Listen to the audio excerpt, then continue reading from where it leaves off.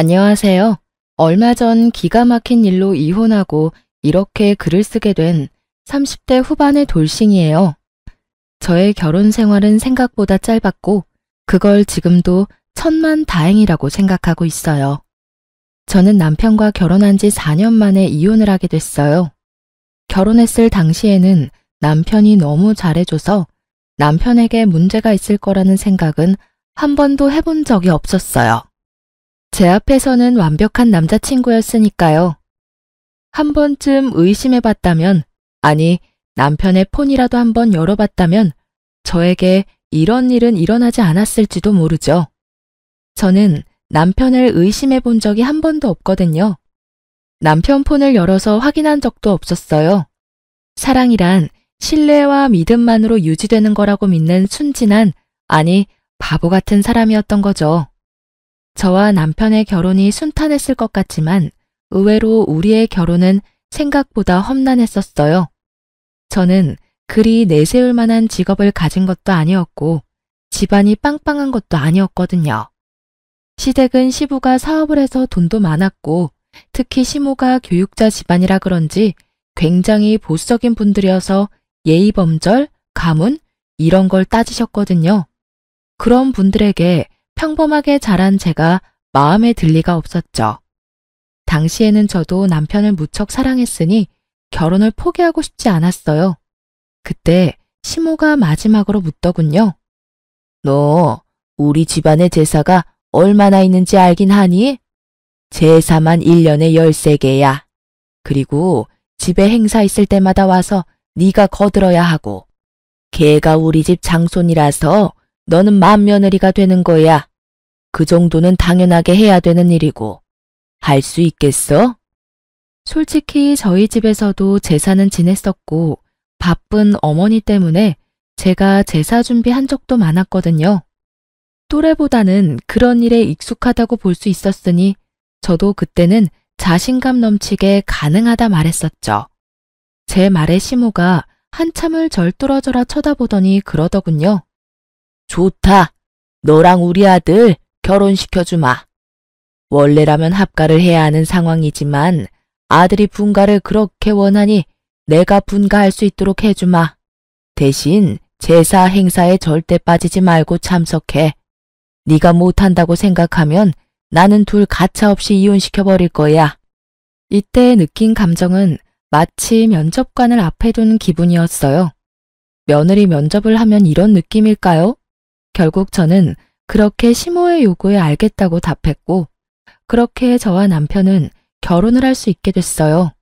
그리고 시모는 분가를 하는 저희의 신혼집 전세금을 모두 빌려주셨어요. 그리고 행복한 결혼은 악몽의 시작이 되었죠. 시댁 재산은 생각보다 컸고 많았어요.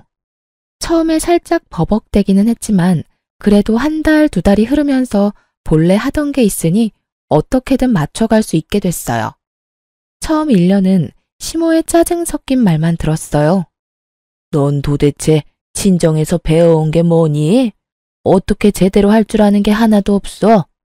너희 부모님도 참 대단하시네. 이런 것도 모르는 애를 결혼시킬 배짱이 어딨어? 저의 실패나 서투름은 곧장 친정 부모님을 향한 모진말로 돌아왔고 그런 말을 듣지 않기 위해 정말 애 많이 썼어요. 2년 차에는 필사적이었던 만큼 더 잘해낼 수 있었어요. 그런데 그마저도 시모 마음에는 들지 않았나 봐요. 네가 들어온 지 2년이 되는데 여태껏 나한테 물어보면 어떡하니? 네가 알아서 해야 할 거 아니야. 그리고 언제까지 내가 준비를 다 해줘야 하니? 이제부터는 알아서 네가 준비도 하고 음식도 해야지. 맞는 말이라고 일리 있는 말이라고 생각은 했어요.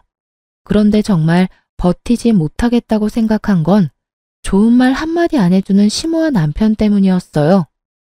노력은 어느새 당연한 게 되고 그 당연한 걸 조금이라도 못하게 되면 질책이 날아왔죠. 이 시기에 저는 채찍질만 당하는 말 같은 존재였어요. 언제까지 노력해야 하나, 언제쯤이면 며느리로 인정해줄까 하는 생각이 들었었죠. 게다가 시모의 동행이나 일 요구가 심해지자 어쩔 수 없이 다니고 있던 직장까지 그만뒀어요. 시모가 한 달 용돈을 줄 테니 일을 그만두고 시댁 일에 전념하라고 했었거든요. 일을 하면서는 도저히 시모의 요구를 만족시킬 수 없어서 일을 그만뒀지만 마음속으로는 너무 아까웠어요. 하지만 남편과의 결혼 생활 유지를 위해서는 제가 시댁에 잘할 수밖에 없다는 생각으로 시댁에 전념했었죠. 제사나 행사만큼 많이 불렸던 건 손님들 대접할 때였어요. 아버님은 사업을 하시니 만나는 분들이 많았어요. 그런 분들을 집으로 초대하면 항상 제가 불려가서 음식도 하고 청소도 하고 했었어요. 제가 일을 잘하면 잘할수록 일이 늘어나는 신기한 상황이 된 거죠. 3년 차쯤 됐을 때 시모는 손가락 하나, 턱짓 한 번으로 사람을 부려먹을 정도가 되어 있었으니까요. 결국 그런 것들이 쌓이니 저는 스트레스가 점점 늘어만 갔어요. 그리고 정말 타이밍 나쁘게도 그때 알게 된 거죠. 남편의 화려한 이중 생활을. 그날은 정말 즐거운 날이었어요. 시댁에서 절 부르지 않았고 남편과 바깥에서 식사도 했고요. 집에 들어와서는 둘이서 와인도 한잔하면서 즐거운 시간을 보내고 있는데 남편이 그날따라 과음을 했는지 소파에서 영화를 보다가 먼저 잠이 들었어요. 저는 남편에게 이불을 덮어주고 침대로 가려고 했어요. 그런데 남편 손에서 스르륵 빠져나온 폰이 바닥에 소리를 내며 떨어지더군요. 그리고 그걸 주워든 저는 아무 생각 없이 남편의 폰을 열었어요. 남편은 한 번도 폰을 잠근 적이 없었거든요. 귀찮다고, 그리고 문제 있는 사람들이나 비밀로 하는 거라고요. 솔직히 여태껏 남편의 그런 말들 때문에 폰을 확인하지 않은 것도 있어요. 그날도 그냥 탁자 위에 놔둘 수도 있었던 폰이었죠. 그런데 이상하게 열어보고 싶은 기분이 들었던 건 어째서였을까요? 저는 남편의 폰을 열어 사진과 메시지, 카톡을 확인하고는 웃으며 폰을 내려놓으려 했어요. 정말 아무것도 없는 업무나 친구 연락만 있었으니까요. 그나마 남편 덕분에 내가 이 힘든 시집살이를 견딘다고 생각하며 폰을 내려두려다가 순간 폴더 안에 있는 아주 작은 어플 하나에 눈이 갔어요. 그걸 누르지 말아야 했는데 그 안에는 남편이 만난 여자들이 몇 명이나 있더군요. 저는 남편이 바람을 필 거라는 상상도 해본 적 없었는데 이렇게 한 명도 아닌 여러 명의 여자를 보게 되니 너무 당황스럽더라고요. 남편이 그 여자들과 약속 잡은 날을 확인해 보니 거의 대부분이 제가 시모에게 불려서 시댁에 간 날들이었어요. 저는 남편과의 결혼을 유지하기 위해서 몸이 힘들어도 제사 준비, 음식 준비, 청소까지 식모처럼 일하고 있었는데 남편은 그런 저를 두고 자기 혼자 열심히 즐기고 있었더라고요. 너무나 큰 배신감과 충격에 부들부들 떨며 혼자 소갈이 하던 저는 잠도 제대로 못 자고 그날 하루를 뜬 눈으로 지새웠어요. 그리고 그 다음날 남편이 일어나자마자 묻지도 따지지도 않고 말했죠. 나랑 이혼해줘. 자다 깬 남편 얼굴이 당황스러움으로 바뀌더군요. 그럴 수밖에요. 제가 장난으로라도 헤어지자거나 이혼하자는 말은 한 적이 없었거든요. 연애를 하고 있는 동안에도요. 그런 제가 뜬금없이 앞뒤 다 잘라먹고 이혼하자니 남편이 당황할 수밖에요. 뜬금없이 아침부터 무슨 소리야? 무슨 일 있어? 집안일이 힘들어? 엄마가 괴롭혀? 지 탓이라는 생각은 전혀 안 하고 시댁 문제를 들먹이는 남편을 보는데 역겨워서 구토가 나올 것 같더군요. 저렇게 나를 위하는 척하면서 뒤로는 다른 여자 만나면서 온갖 더러운 짓을 다 했을 거라 생각하니 진짜 너무 견딜 수 없을 만큼 더러운 기분이었어요. 시댁 일 힘들지. 내가 왜 그 힘든 일을 해냈는데? 당신이랑 결혼 생활 유지하려고 그런 거였잖아. 그런데 당신 나 시댁에서 일하는 동안 데이트 앱으로 여자 만났더라? 어떻게 그럴 수가 있어? 제 말에 남편 눈이 크게 떠지더니 아차 싶은 표정이더군요. 자신의 외도가 들켰음에도 남편은 크게 당황하지 않았어요. 미안해 여보. 그치만 하늘에 맹세코 그 여자들한테 마음 준 적 단 한 번도 없어. 다 그냥 노는 애들이야. 그냥 그렇게 잠깐 만나고 헤어지는 그런 사람들이야. 2번 볼 사이도 아니고 용건만 끝나면 다신 볼 일 없는 사람들. 그런 사람들이랑 자기랑은 다르지. 이런 말을 들으니 기가 차서 말이 안 나오더라고요. 마음은 준 적 없고 몸은 줬다. 그러니 봐달라. 어디서 이런 미친 발상이 떠오르는지 도무지 상상도 안 됐어요. 지금 그걸 위로라고 하는 말이야? 아니면 돌려서 나 까는 거니? 그것도 아니면 지금 이 순간을 모면하려고 그냥 던진 말? 어떻게 당신이 나한테 그런 말을 해? 당신 마음이 나한테 있으니 몸은 마음대로 굴려도 된다 이거야? 내가 받은 배신감, 내가 느낀 이 더러운 감정은 어쩌고. 당신이 그딴 식으로 가볍게 미친 소리 한다고 해결될 일 아니잖아.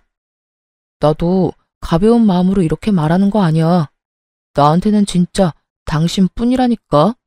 봐, 어떤 여자도 오래 만난 적 없어. 당신만큼 나를 완벽하게 해주는 여자도 없고, 무엇보다 내 아내라는 자리에 당신보다 더 완벽한 여자도 없어.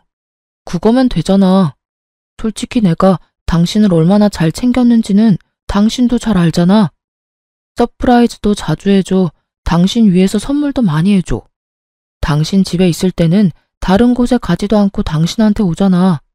이 정도면 내 마음을 의심하는 것도 이상하지 않아? 난 정말로 당신뿐이야. 다른 여자들 신경 쓸 것 하나도 없어. 그 여자들은 그냥 노는데 필요한 것들이니까. 남편 말대로 남편이 저와 있는 동안만은 잘해줬으니 저도 의심하지 않았었죠. 그런데 그런 저에게 남편이 이런 짓을 하다니. 그만해. 더 이상 듣고 싶지 않아. 당신의 사랑이 이런 가벼운 것인 줄 알았으면 당신이랑 결혼조차 생각 안 했을 거야. 서프라이즈, 선물을 많이 해주면 바람 펴도 되는 거야? 나하고 있는 시간에만 충실하면 내가 없는 시간에는 다른 여자 만나는 게 당연한 거냐고.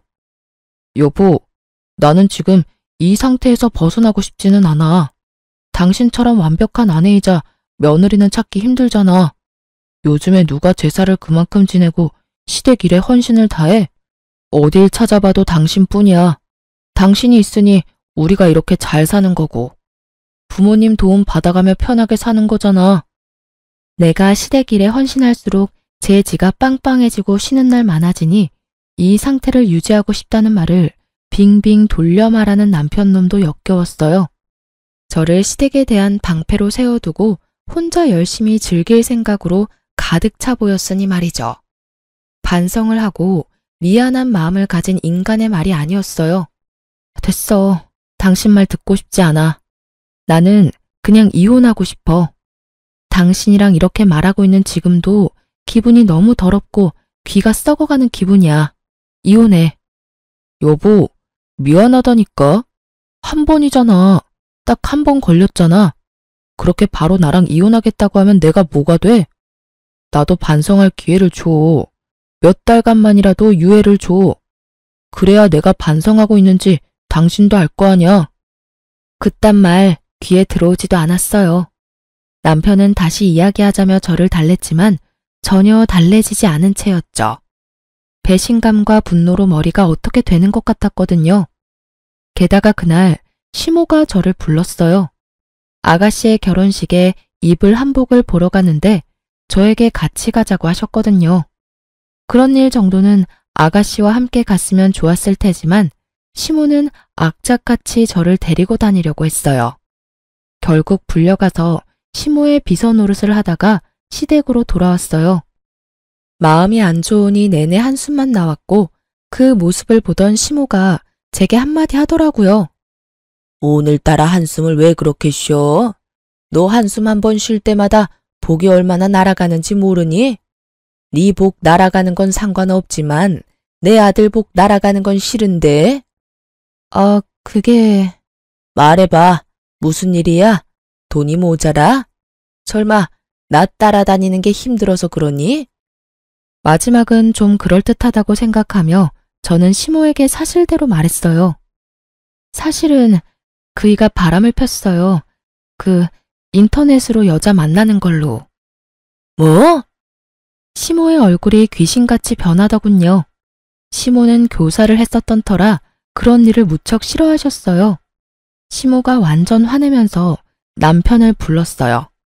불려온 남편이 눈빛으로 제 탓을 하길래 저는 눈을 피했어요. 엄연히 잘못한 건 남편이니까요. 너 며느리 두고 바람 폈어? 어머니, 그런 거 아니에요.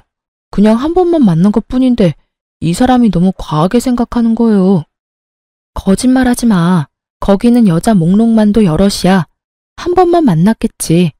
여러 명을 한 번씩 만났으니까 잘못이 없다고 말할 거야? 우리끼리 이야기하자고 했는데 왜 어머니한테 말한 거야? 남편의 푸념에 시모가 큰 소리 치더군요. 그만. 둘 다 어른을 앞에 두고 이게 무슨 짓이야? 그리고 네 행동에 이 엄마 아빠의 명예가 걸려 있다고 내가 몇 번을 말했어. 여자를 만날 거면 조용히 뒤탈 없는 여자로 만나. 너 때문에 아버지 사업에 문제 일으키면 우리가 주던 지원은 다 끊을 거다. 내 명의에 너희 신혼집이며 매달 주는 용돈이며 다 끊어버릴 테니까 지금 당장 내 눈앞에서 다 정리해. 혼내는 것도 참 시모답다 싶었어요. 부모님 이름에 똥칠하지 말고 뒤탈 없는 여자를 만나라니. 이럴 땐 네가 잘못했고 용서를 구해라가 답이 아닌가요? 결국 남편은 제게 조금만 시간을 달라고 했죠. 자기가 변하지 않는 것 같으면 그때 이혼해 달라고요. 필사적인 남편의 말에 딱 한 번만 용서하기로 했어요. 그날 이후로 남편은 매일 저녁 제게 핸드폰 검사를 받고 설정에 들어가 어플 다운받은 모든 기록을 보여줬어요. 그렇게 이야기가 일단락 되어가고 있었어요. 정말로 남편은 바람을 피지 않았고 집과 회사, 시댁을 드나들며 제 눈앞에 있으려 노력했죠. 하지만 한 번 깨진 병은 붙인다 한들 원상복구되는 건 아니더라고요.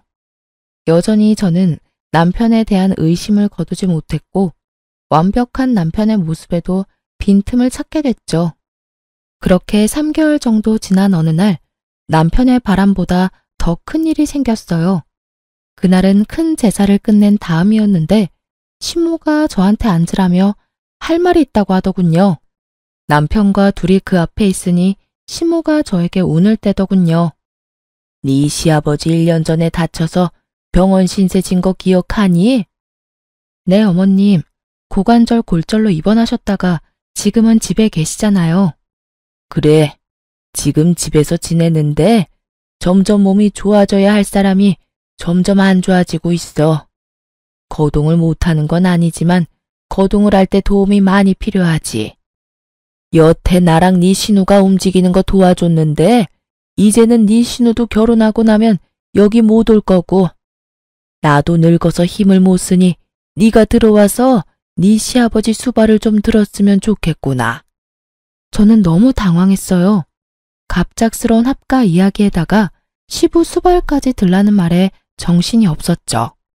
솔직히 그 집안의 제사와 행사만 도맡아 해도 일이 힘들고 바쁜데 그 와중에 아픈 시부 수발까지 지금의 스트레스보다 몇 배나 더 힘들어질 게 불보듯 뻔했어요. 시모는 언제 어디서나 저의 행동과 말을 관찰하고 검사할 테고 남편은 남편대로 이 집에 들어오면 다시 밖으로 놔둘 게 분명했죠. 어머님, 아버님 상태가 안 좋아지신 거면 병원을 다시 가보셔야 되지 않을까요? 의료 지식도 없고 간병도 해본 적 없는 사람들이 하기에는 좀 어려울 것 같은데. 여태 잘 해왔다. 그러니까 걱정하지 말고 합가할 준비나 해. 당장이라도 드리고 싶지만 일단 네 신우가 결혼을 하고 나서 짐을 빼야 너희 짐이 들어올 수 있고 전세도 계약이 종료되려면 3, 4개월 남았으니 그때까지 준비해 놓으라고 미리 말하는 거다. 합가를 하던 하지 않던 나는 너희 신혼집 전세금은 뺄 거야. 이건 선택이 아니고 확정 사항이니 그렇게 알고 정리해라. 완전 통보였어요. 마치 해고를 하는 것처럼 칼처럼 자르는 말투였죠. 남편이 시모에게 말했어요. 갑자기 합가를 하자고 하면 어떡해요. 솔직히 합가하는 게 쉬운 일도 아니고 직장이랑 거리가 있어서 여기 들어오는 것도 쉬운 일 아니라고요. 차가 없으면 대중교통을 타고 다니면 되고 없으면 자전거라도 사서 끌고 다녀. 네 직장에서 우리 집까지 편도로 30분밖에 안 걸리잖아. 이 큰 도시에 살면서 출퇴근 왕복으로 1시간이면 오히려 짧은 시간 아니니? 어디서 말도 안 되는 말을 하고 있어. 너 그렇게 집에 들어오는 게 싫은 거야? 그런 게 아니라 거기에 이미 자리를 잡았는데 갑자기 들어오라니까 그런 거죠. 그럼 집에 들어가면 뭐 해줄 건데요? 남편은 벌써부터 합가하고 자기에게 떨어질 콩고물부터 생각하고 있더군요. 우리 신혼집 전세자금 좀 나눠줄 거예요? 너 하는 거 봐서 잘하면 주고 잘못하면 줬던 것도 뺏을 거다. 그리고 매달 지원하던 건 그대로 줄 거야. 너희는 더 좋은 거 아니니? 돈 내던 거 안 나가고 받는 돈은 그대로 잤니? 그리고 우리 죽으면 이 집 너희한테 그대로 상속될 거고 도대체 왜 싫은 건지 모르겠구나. 시모의 말은 구구절절 맞았어요. 하지만 거기에는 중요한 게 빠져 있었죠. 그 집에 들어갔을 때 제게 주어질 일의 크기요. 지금보다 더 많은 일을 도맡을 것이 뻔했기에 저의 마음속으로는 거의 울고 있었어요. 아무리 봐도 이 상황을 타개할 방법이 없어 보였거든요. 그렇게 저는 시댁에서 나와 집으로 가며 생각에 잠겼어요. 이 일을 어찌해야 할까 남편과 상의해볼까 싶었지만 남편은 이미 들어가기로 마음을 굳힌 듯 보였어요. 전세금이 탐나서 그랬겠죠. 저는 그날부터 어떻게 시모의 합가를 거절할까 하고 생각하기 시작했어요. 좋은 방법이 떠오르지 않던 그때 남편이 다시 다른 여자를 만나는 걸 목격했어요. 이번에는 공교롭게도 제가 직접 보게 된 거였죠. 남편과 밖에서 식사를 하고 남편은 약속이 있어서 그대로 시내에 있기로 했고 저는 집으로 돌아왔어요. 그런데 돌아오던 도중에 남편이 제 핸드백에 지갑을 넣어놓은 걸 깜빡해서 남편에게 갖다 주려고 다시 남편이 있던 곳으로 갔거든요. 그때 보게 됐어요. 상간녀를 말이죠. 두 사람이 팔짱 끼고 걸어가는데 한두 번 만난 느낌이 아니었어요. 저번처럼 일회성인가 싶었는데 전혀 아니었어요. 그 친밀감이 생각 이상이라서 제 쪽이 더 당황했어요. 설마 하며 사람을 시켜 그 여자에 대해 알아봤는데 남편은 제가 조사한 기간 동안 몇 번이나 그 여자를 만나더라고요. 결국 남편의 불륜을 알게 되니 정신이 번쩍 들더군요. 제가 시댁일로 정신 못 차리고 휘둘리는 사이에 남편 놈은 또 저 몰래 사람을 만나는 거였어요. 그것도 이번에는 저번과는 다르게 여러 번을요. 시댁에 대한 스트레스, 남편에 대한 분노, 이런 것들이 뒤죽박죽 되기 시작하면서 저는 제대로 된 판단을 할 수 없을 정도였어요.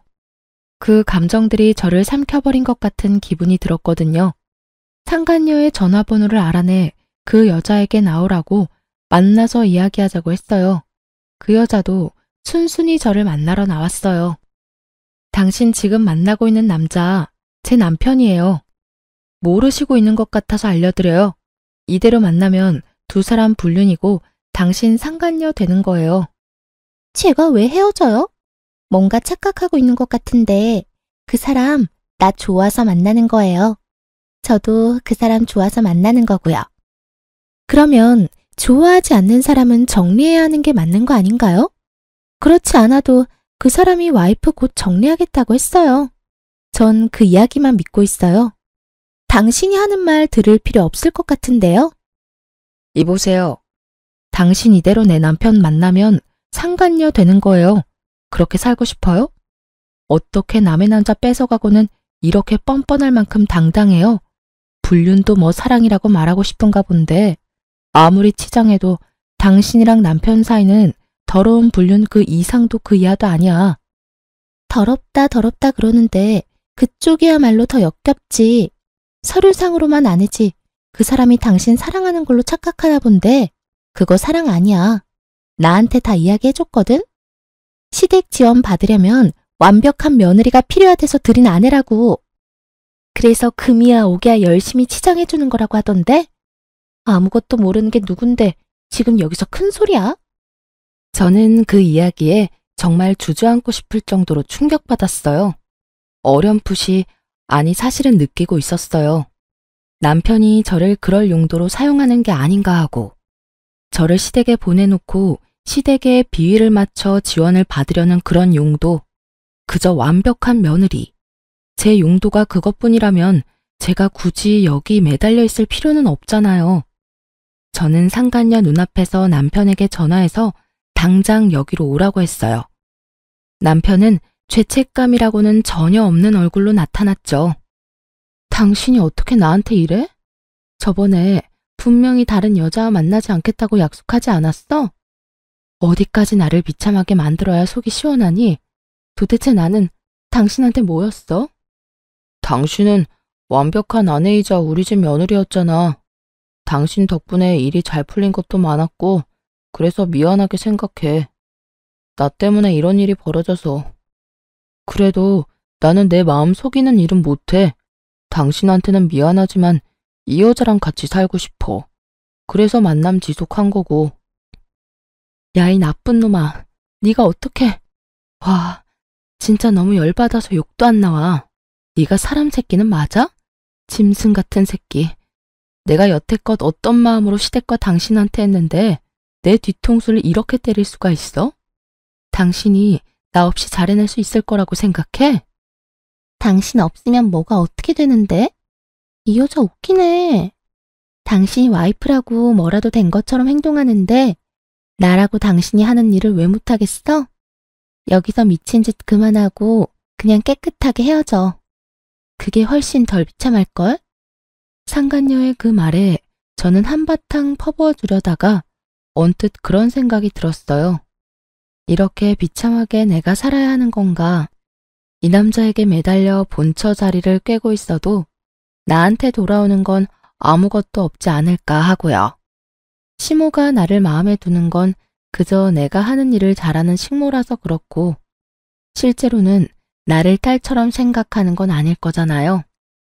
그런 사람을 위해서 내가 이 남자의 이런 여성 편력을 견디며 살아갈 수 있을까 하는 생각이 들었어요.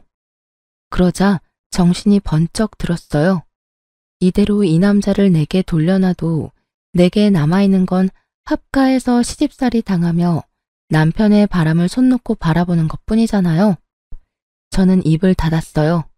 남편에게 아무런 질책의 말도 하지 않고 남편에게 말했죠. 알았어. 이혼해 줄게. 당신 같은 남자는 내 쪽에서 사양이야. 대신 시댁에는 비밀로 하고 이혼해. 이혼하는 순간까지 비밀 잘 지켜. 그리고 최대한 우리 이혼 빨리 해결되도록 협조해. 대신 상간녀 위자료 소송은 할 거야. 그렇게 알고 있어. 이건 다 당신 잘못으로 이혼하는 거니까 그 정도는 해줄 수 있지? 제 말에 상간녀와 남편은 환하게 웃으며 서로를 얼싸안으며 좋아하더군요. 소송을 한다는데도 좋아하는 걸 보니 위자료는 남편이 다 내줄 것 같더군요. 그나저나 상간녀의 그 꼴을 보아하니 상간녀는 모르는 것 같더라고요. 남편이 곧 시댁에 합가해야 한다는 사실과 시댁의 제사와 행사가 얼마나 많은지, 그리고 무엇보다 그 집에 귀신보다 독한 시어머니가 있다는 것을요. 저는 무표정으로 나왔어요. 그걸 알려줄 착한 마음 같은 건 없었으니까요. 나를 지옥에서 빼내어줄 소중한 사람인데 그런 이야기를 알려줄 필요가 있을까요? 지금의 행복을 만끽하도록 두는 게 좋겠죠. 다음에 있을 지옥이 그래야 더 고통스러울 테니까요. 그런 생각을 하고도 흠칫 놀랐어요. 그렇지만 남편의 불륜으로 이혼하는 여자들은 거의 대부분이 이런 마음일 거예요. 저만 그런 게 아니란 걸 알고서는 마음이 도리어 편해졌죠. 게다가 처음에는 정말 화가 나고 열이 받아서 온몸이 부들거리고 정신이 나갈 만큼 분노로 가득했는데 시간이 좀 지나고 객관적으로 제 상황을 바라보게 되니 딱히 이혼이 나쁜 것만은 아니었더라고요. 남편의 불륜으로 비참해진 마음은 이혼을 함과 동시에 너무도 편안해졌으니까요. 게다가 시댁에 신경 쓰지 않아도 된다는 건 너무나 다행스럽고 행복한 미래였죠. 그리고 이혼 숙려 기간 동안 저는 아주 바쁘게 살았어요. 시댁에는 숨겨야 했기에 이혼이 완벽하게 되기 전까지는 어쨌든 시댁 일을 도와야 했거든요. 게다가 합가를 위한, 아니 상간녀의 시댁 합가 때문에 제 짐들은 미리 빼둬야 해서 바빴어요. 그러면서 직장에 취직이 확정되었고 드디어 법적으로도 서류상으로도 완벽하게 이혼이 되었어요.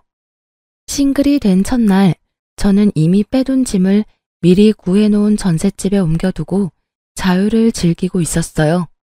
사실 이혼이 완료된 날 다음 날은 시댁 제사가 있는 날이었어요. 이혼을 했으니 갈 필요도 없어 새로 구한 집에서 혼자 뒹굴거리고 있었죠. 그런데 시모에게서 전화가 왔더군요. 너 대체 어디야? 도대체 이게 다 무슨 일이고? 지금 당장 우리 집으로 와. 여기 지금 네 남편 애인 데리고 와 있어. 나한테 설명해. 어머님, 죄송한데 이미 저희 이혼해서 남이에요. 이야기 들으실 거면 아드님한테 들으시는 게 낫지 않을까요? 뭐? 이혼을 했다고? 이혼해도 숙려기간이라는 게 있잖아. 너희 그거 아니니? 그 기간도 이미 다 끝나서 저희 진짜 서류상으로도 남남이에요. 그러니까. 아이고, 이게 다 무슨 일이야? 너 지금 당장 우리 집에 와. 와서 설명해. 사실 안 가도 문제는 없었어요. 이제 남이잖아요. 그런데 시모의 모습을 보니 상간녀와 전남편의 반응이 너무나 신경 쓰이더라고요. 도대체 뭘 어떻게 했길래 시모가 저한테 오라고 전화를 했을까 싶었죠. 그래서 시댁으로 갔어요. 집안에는 상간녀와 전남편이 가지런히 시모 앞에서 무릎을 꿇고 앉아 있더군요. 시모는 저를 보더니 턱짓으로 들어와 앉으라고 시키더군요. 전남편 옆에 앉았더니 시모가 물었어요. 너희 왜 이혼했어? 저 남편이 이 여자랑 바람이 났는데 저한테 이혼해달라고 하더라고요. 그 여자 너무 좋아한대요. 게다가 이 여자도 저한테 이혼해달라고 요구했고요. 넌 본처잖니? 그런 애가 그렇게 쉽게 이혼을 해주면 어떡해? 어머님, 이 사람이 좋다고 하는데 제가 막을 수 있을 리가 없잖아요. 그리고 저는 사랑 없는 결혼은 못해요. 제가 결혼할 때도 말씀드렸지만 저는 저 사람이 절 사랑하는 동안에는 뭐든 할 수 있다고 했잖아요. 그런데 절 사랑하지 않는다니 제가 무슨 할 말이 있겠어요? 본처가 다 뭔데요? 그렇게 자존심 세우고 앉아있으면서 두 사람 하하호호 즐거워요, 사랑해요 하는 거 보고 있으라고요? 그렇게 살면서 제 정신이 망가지는 걸 가만두느니 그냥 지금 당장은 쪽팔려도 이혼하고 제 살 길 찾아가는 게 낫다고 생각했어요. 이혼이 너희 둘만 하는 거니? 예, 결혼을 할 때 양가 부모님이 함께 했으면 이혼을 할 때도 양가 부모님께 알려야 되는 거 아니야? 오늘이 제사인데 아무것도 모르는 무지렁이 한 마리가 들어와서는 집안을 이렇게 어지럽히고 있잖아. 너도 데려올 거면 일 잘하는 참한 여자를 데려왔어야 할 거 아니야. 넌 네 처가 여태껏 어떻게 일했는지 보고서도 저런 머리가 꽃받친 여자를 데려와? 어머니, 말씀 좀. 이 사람 저랑 재혼할 사람이에요. 그렇게 말씀하시면 저도 어머님이랑 같이 못 살아요. 네가 나랑 못 살면 어쩔 건데? 너 알고 있겠지만 네 신혼집 그거 내 명이야. 저번에도 약속했지만 나는 너희 합가하라고 분명히 이야기했어. 그런데 그 짧은 시간 동안 이런 짓을 꾸며? 시모의 분노에 전 남편도 어쩌지 못하고 있더군요. 상간녀 앞이라 꼴불견인 모습은 보이고 싶지 않은 듯했지만 시모의 말을 거스를 수는 없었어요. 그리고 거기 아가씨, 아들한테 들었는지 모르겠는데 지금 우리 집에 시집 오면 합가해서 이 집에서 어른 모시고 살아야 해. 우리 남편이 다치고 나서 후유증이 심해서 거동이 잘 안 되거든. 그러니까 시아버지 수발까지 들어야 하고 집에 제사는 1년에 13번 정도 있는 데다가 손님 오시면 음식 접대에 청소까지 다 해야 해. 너 할 수 있겠니? 할 수 있으면 아들이랑 결혼 허락해 줄게. 근데 하기로 했으면 일단 잘 해야 하는 건 알지? 난 일 못하는 사람은 용납 못해. 시모의 말에 상간녀 얼굴이 하얗게 질리며 전 남편에게 이야기하더군요. 난 그런 이야기 들은 적 없어. 설마 당신 나 속인 거야? 나는 당연히 그 집에서 우리 둘만 살 줄 알았어. 게다가 제사라니. 내가 이야기했잖아. 합가 이야기는 안 했지만 제사 지내는 거랑 시댁 일 돕는 건 저번에 너도 다 할 수 있다며? 전 와이프가 다 하던 건데 그걸 당신이 못할 리도 없고. 당신이라면 잘할 수 있을 것 같아서 별말 안 한 거라고. 그래, 제사나 음식은 내가 할 수 있다고 쳐. 근데 아픈 어른 수발까지 드는 건 나한테 말 없었잖아. 게다가 합가라니. 그 이야기가 제일 중요한데 하지도 않고. 난 절대 합가는 안 돼. 어머니, 이렇다는데 좀 봐주세요. 제사며 음식 돕는 건 다 할 수 있다잖아요. 저도 아직 합가는 하고 싶은 마음이 없고 솔직히 사람 쓰면 될 일을 어머니가 어거지로 하고 있으니까 이런 일이 벌어지는 거잖아요. 이 사람 생각해서라도 사람을 쓰던지 요양원을 보내는 게 맞잖아요. 저는 묘한 배신감에 휩싸였어요. 제가 고생하는 걸 다 보고 느꼈으면서도 저와는 결혼 기간 중에는 시모에게 아무 말 없었던 전 남편에게 이미 지난 일이었지만 배신감을 느꼈죠. 시모는 자신에게 대드는 전 남편을 보더니 무척 엄한 얼굴로 말했어요. 합가하기 싫으면 따로 나가 살아. 너희 돈으로. 나는 절대로 분가에는 돈 못 대준다. 그리고 합가에서 살지 않으면 너희한테 지원하던 것도 다 끊을 거고 상속도 없을 줄 알아. 네가 믿지 못할 수도 있을 것 같으니 일단 네가 쓰는 카드부터 정지하마. 결국 그렇게 카드까지 정지먹은 전 남편은 모아놓은 돈이 없어서 상간녀와 함께 울며 겨자 먹기로 시댁에 합가하기로 했더라고요.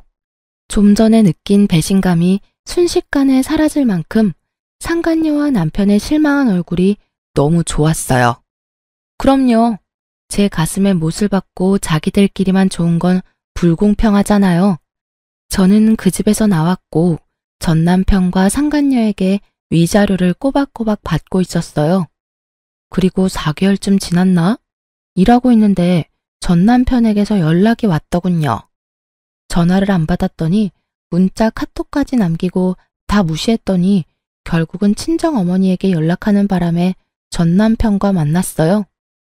무슨 일로 나 보자고 했어? 난 당신하고 할 말 없어. 일도 바쁘고. 직장 구했어? 당연하지. 여태껏 당신네 집일 도와준답시고 일 안 한 거야. 그때는 돈도 받고 있었으니까 할 필요도 없었고. 그런데 무슨 일로 보자고 한 건데? 당신 혹시 나한테 돌아올 생각 없어? 여태껏 혼자잖아. 갑자기 이런 무슨 정신 나간 소리인가 싶어서 전 남편의 얼굴을 빤히 쳐다봤어요. 어디 아파?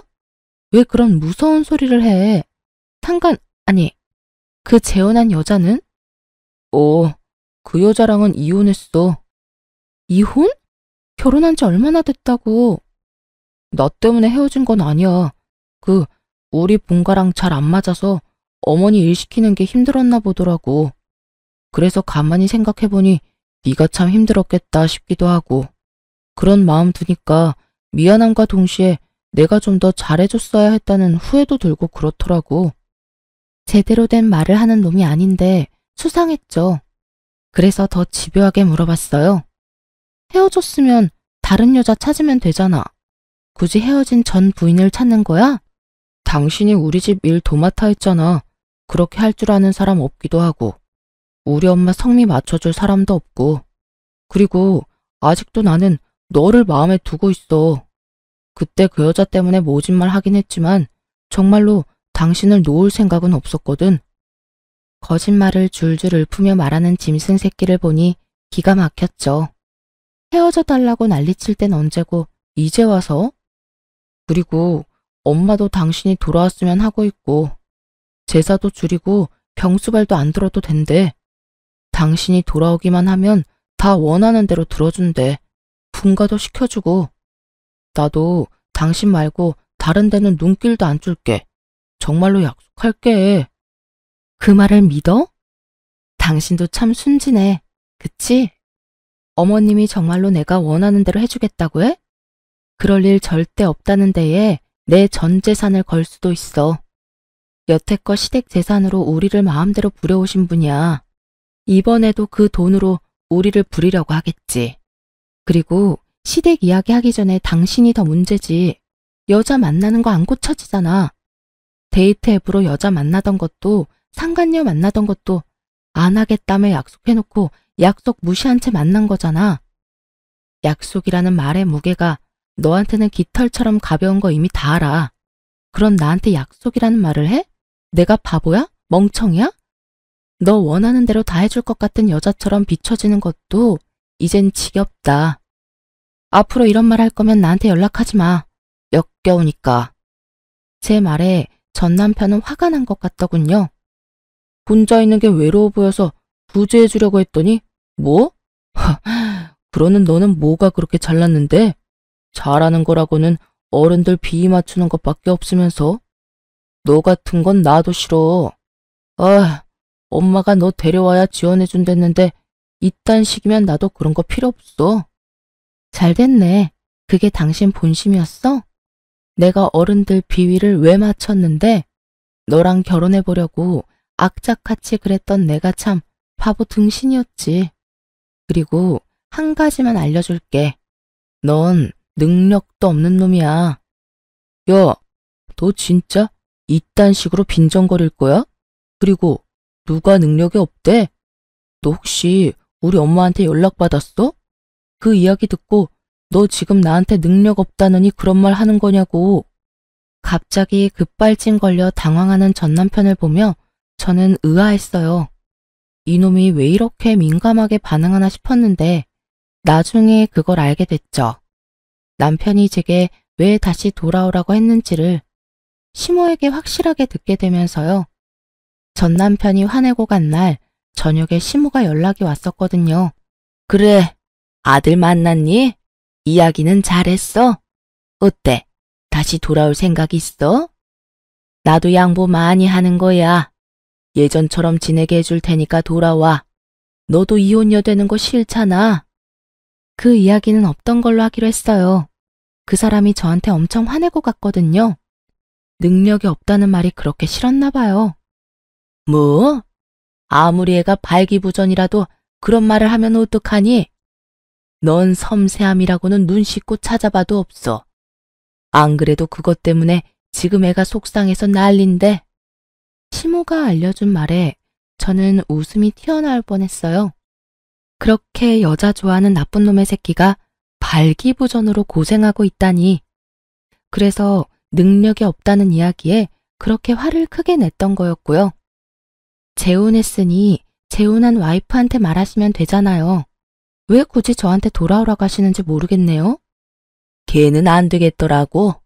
요리도 못해, 청소도 못해, 시아버지 수발 들라고 했더니 아주 싫은 티를 팍팍 내더라.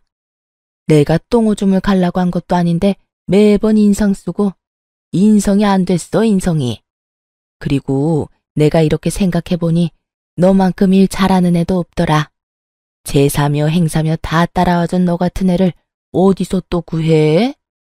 그 말을 듣는데 상간녀의 그 썩은 표정이 떠올라서 웃음이 나오는 걸 겨우 참았어요. 그러게, 상황을 잘 알고 유부남을 꼬셨어야죠. 하긴 어찌 보면 저한테는 귀인이긴 하죠. 그 일을 당할 뻔한 저를 자진해서 구해줬으니까요. 그렇죠. 제가 그렇게 열심히 한 건 남편이랑 결혼을 유지하기 위해서였는데 남편이 제가 싫다면 어쩔 수 없잖아요. 그러니까 어머님이 포기하세요. 그 사람은 이미 저한테서 마음 떴거든요. 아니야, 얘. 그런 말 마라. 우리 애 아직도 너 좋아해. 그런데 말을 못하는 것뿐이야. 자기 처지가 지금 그 모양이라. 그러니까요. 전 남편이 그 모양이면 더더욱 재결합은 어려울 것 같고요. 저도 애는 가지고 싶거든요. 저한테 말하는 것보다는 다른 며느리를 맞이하시는 게 더 나을 것 같네요. 하긴 남편 꼴이 그 모양이라 재혼이 가능하겠냐마는 시댁 재력이면 원하는 며느리 구하는 게 힘든 일은 아닐 테니까요. 그렇게 말하고 저는 시모의 전화를 끊어버렸어요. 그리고 나중에 전 남편이 상간녀와 헤어지게 된 진짜 이유를 알게 됐어요. 저에게 했던 거랑 똑같이 했더라고요. 시댁 일 하도록 만들어 놓고 본인은 나가서 또 데이트 앱으로 여자 만나고 돌아다녔더라고요. 그걸 그 상간녀가 알게 되고 여자가 빡 돌아서 전 남편에게 이혼을 요구했다고 하고요. 이래서 재벌은 개 못 준다는 말이 생겼나 봐요. 저한테 했던 거 그대로 상간녀에게 쓰면서 이제 와서 또 저한테 돌아오겠다니. 돌아가기라도 하면 또 똑같은 짓거리 할 것 뻔히 하는데 제가 그 아수라장으로 제 발로 들어갈 리가 있겠냐고요. 제가 전 남편에 대한 사랑의 마음이 조금이라도 남아있었다면 모를까. 고운 정도 미운 정도 다 떨어져 버린 지금 저한테 뭘 바란 건지. 게다가 본인 몸 상태가 저 모양 저 꼴이 돼서 저한테 돌아오라 하는 건 미친놈이 아닌 이상 생각조차 않을 일이잖아요. 무릎을 꿇고 손이 발이 되도록 빌어도 받아줄 확률 0%인데 무슨 근거 없는 자신감으로 그런 말을 짓거린 건지 생각할수록 답 없는 놈이더라고요. 그 이후로 전 시모는 미련이 남는지 간간히 연락해왔지만 저는 모든 연락을 차단했고 더 이상 연락은 오지 않았어요. 그리고 전 남편은 더 꼴사납게 됐죠. 그 나이에 돈 없어서 부모에게서 독립도 못하고 그 몸 때문에 여자도 못 만나고 이혼을 2번이나 하는 바람에 시모에게 혼나서 눈치만 보는 불쌍한 남자가 됐죠. 상간녀도 지금쯤 후회 열심히 하고 있을 거예요. 전 남편과 결혼할 때 상간녀는 초혼이었거든요. 첫 결혼에 호되게 당하고 스트레스 받다가 저에게 당했던 그대로 당하고 헤어지게 되었으니 자기가 뿌린 대로 열심히 거둔 거니 할 말은 없겠죠. 이혼 후에 저는 결혼 전으로 돌아간 기분이에요. 그리고 지금은 뭐든 제 마음대로 할 수 있으니까요. 글을 쓰면서 그때 일을 떠올리니 여전히 기분이 더럽네요. 그렇지만 이제는 다 지난 일이고 남들에게 허심탄회하게 이야기하고 나니 속이 시원해요. 이 사연을 다 들은 여러분도 제가 많이 답답하게 느껴지셨겠죠?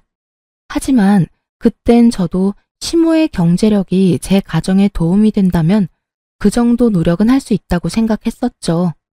지나고 나선 얼마나 바보 같은 생각이었는지 알게 되었고요. 저는 제 가정을 지키기 위해 부단히 노력했는데 시원하게 제 뒤통수나 쳐버린 전 남편에게 하늘도 노해서 천벌을 내렸나 싶더라고요. 영원히 그놈은 죽기 전까지 평생 고통받았으면 좋겠어요. 그리고 마지막으로 이렇게 서투른 사연을 읽어주셔서 무척 감사합니다. 오늘도 좋은 하루 되시길 바랍니다.